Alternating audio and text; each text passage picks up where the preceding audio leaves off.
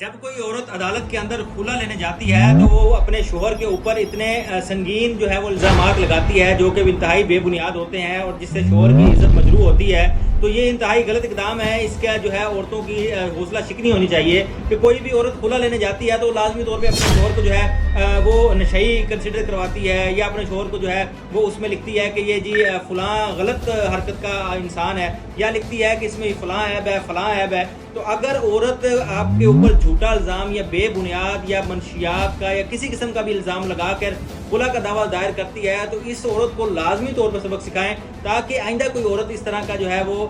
खुला के ऊपर मर्द के ऊपर इल्ज़ाम ना लगाए, ताकि वो मुआशरे में इज्जत की ज़िंदगी जी सके।